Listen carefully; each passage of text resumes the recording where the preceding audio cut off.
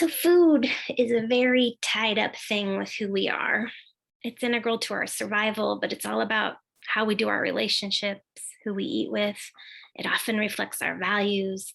It is about pleasure, about self-denial. It's about feeling safe. It's about feeling cared for. It is often full of memories. We are finally at the end of John 6.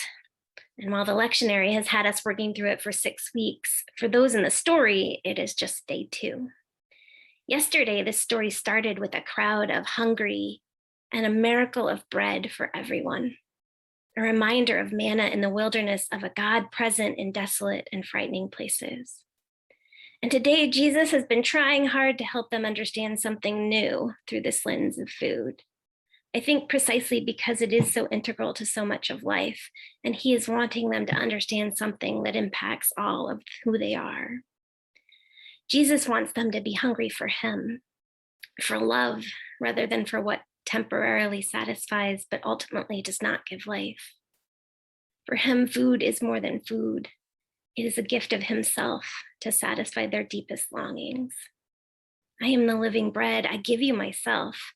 If you will just feast on this meal, that life of love you long for will be right there. But this is too outside of the bounds of what makes sense to them. It offends them, and many walk away. I have been pondering this week what it is that is so hard to hear in Jesus's message. And it is reminding me of my oldest child and how often they have taught me that what appears quirky or weird or outlandish or even wrong to me is to them often a holy and life-giving thing. My oldest child is a brilliant, creative, autistic soul who holds identity so incredibly different than me that I feel like I'm frequently stretching my brain just to understand. Their concept of identity is a very living, evolving, adaptive process. And like many neurodiverse people, they are often misunderstood and the odd one out that feels avoided. They almost always feel quite alone.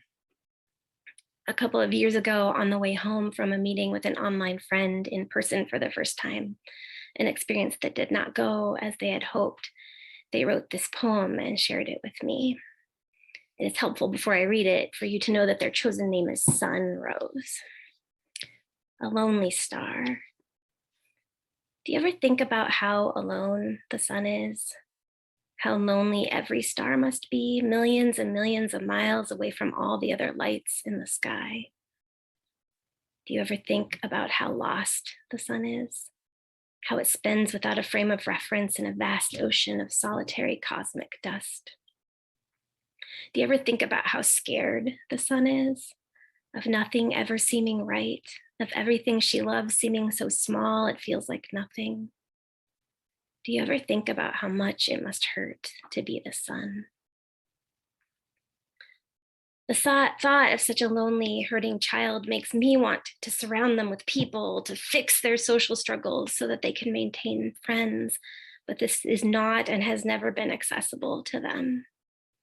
Their brain has found a very different, unconventional way to survive. Shortly after this poem, they came out to me as plural, a plural system. They see themselves as a system of people in one mind, a community who care for one another with various strengths and tastes, with their own names and clothing styles and individual Twitter accounts. I was so uncomfortable when they first started talking very outwardly about this. It felt like a place of oddness that was just another place for the world to reject them.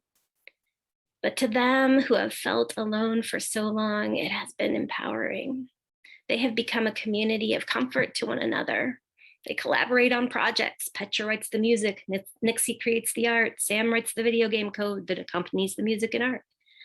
Their brilliant and unusual mind has created this thing that to me is so weird and uncomfortable and crazy sounding, but to them is life-giving, healing, and deeply holy. And when I can step out of my own discomfort, I marvel at the grace of a God who can allow them to find a transformative peace wholly in who they are. When I think about Jesus and the people in the story in John 6, I think about the sunroses and how much my idea of what is holy and good and right gets stuck and how hard Jesus is working to open up our understanding of what is holy and life-giving. Lily talked some last week about how this discourse about Jesus being the bread of life may have landed for the listeners. He took what would have been profane to them and held it out as a holy and life-giving thing. He also took traditions and ideas that they held very dearly, their remembrances of manna in the desert, their admiration of Moses, and challenged them to see those traditions as only scratching the surface of the depth of God. And now they are left with a choice. They can hold fast to their understanding of what is good and the right way and feel offended and leave, or they can let the profane become holy.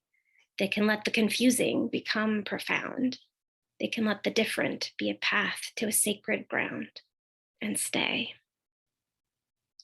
Sitting here with our Eucharistic lens and 2,000 years of theological reflection, these ideas of Jesus don't sound so radical. But to the people living in the story, this was a difficult ask. And this made me wonder where in our lives love is trying desperately to help us see things differently. What traditions Jesus might feel irritated with and challenge us to stretch. Where he would like to transform our understanding of what we would call disgusting or weird or profane into something holy. The flip side of this discourse is that while Jesus can take our profane and make it holy, there is also much in this world that is not holy, not at all of love.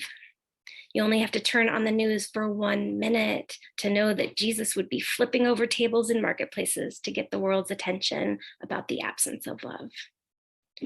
Ephesians tries to give us a model for this reality. Now, when I think of armor, I think of strength and protection, maybe destruction. In that sense, this armor in Ephesians is more of a non-armor than an armor. It's an armor that leaves us very open to seeing and holding the pains of this world. It is about holding fast as destruction swirls around us, firmly in opposition to the structures and powers of this world that are not of love. It's not an armor of protection or strength.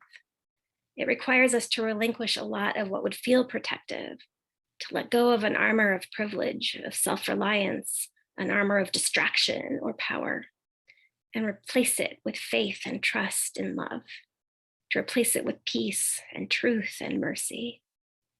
It is a vulnerable proposition to clothe ourselves in such a way as to be love in the midst of hate. Now, neither of these passages gives us much tangibly to do exactly. There are no 7 habits of effective discipleship or 10-point action plans to achieve our carefully defined goals against oppression.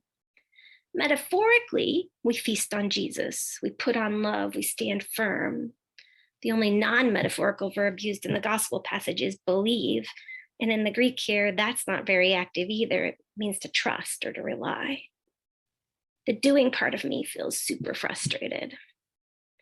But then I think about the people I know who have feasted so much on love that they stand dressed in love in the midst of their everyday lives and trust that they will encounter the holy. I think about Barbara, who rings the bells and reads the name to stand against racism, and then who wanders her neighborhood marveling at the beauty and holy in her midst. I think about teachers who have laced up with boots of peace and words of spirit and sit with kids who can't be vaccinated despite the risks. I think about the social worker who enters the camp on the side of the road, who can simultaneously stand against poverty and at the same time hold that these people and their lives are deeply holy. And I think that feasting on this bread, dressing in this garment of love, and then just being who we are, does have the power to transform us, and in that, perhaps to transform the world. So will you imagine with me for just a moment? And then after imagining, share your ideas. What would be different if we were open to love's definition of what is holy and good? What would it be like to get dressed each morning with love instead of self-defenses? What would it look like to stand in your daily life, your professions, your relationships, dressed from head to ankle in love, with boots of peace laced up tight, expecting to encounter the holy?